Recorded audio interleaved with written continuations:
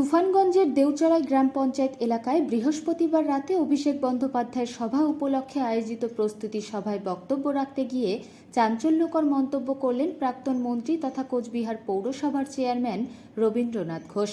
তিনি এদিন প্রস্তুতি সভায় বক্তব্য রাখতে গিয়ে বলেন, কেন্দ্রীয় সরকার রাজ্যের সঙ্গে ষড়যন্ত্র করছে।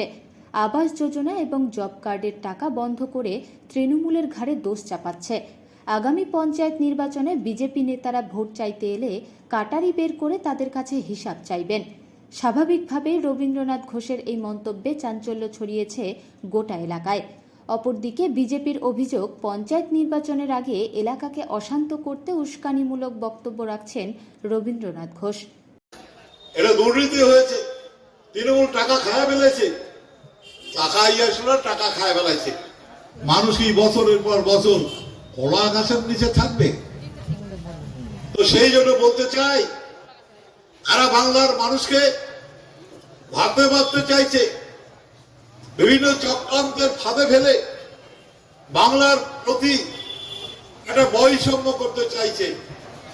বাংলার মানুষ আর যাই হোক কোনদিন কারো কাছে মাথা নিচু করে নাই, আজও মাথা নিচু করবে না। কেন্দ্রীয় সরকারকে 100 দিনের কাজের টাকা দিতে হবে।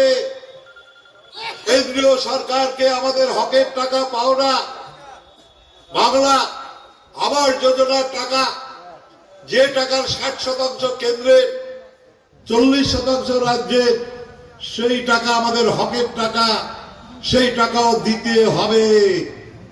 আর যদি না দেয়, সামনে পঞ্চায়েত নির্বাচন, বাড়িতে যদি ভোট চাইতে আসবে, বিজেপির ঘর আসলে কাটাই বীর করবেন, বেটসর ঘর কাটাই বীর করে কবে এই বেটা বয়সে পান গুয়া খা, চা খা, আর কয় যাবু যে আমার 100 দিনের কাজের টাকা তোর সরকার, বিজেপি সরকার কেন আটকে রাখছে, আর আমার ঘরটা কেন টাকাটা 6 বছর হলো আটকে রাখছে।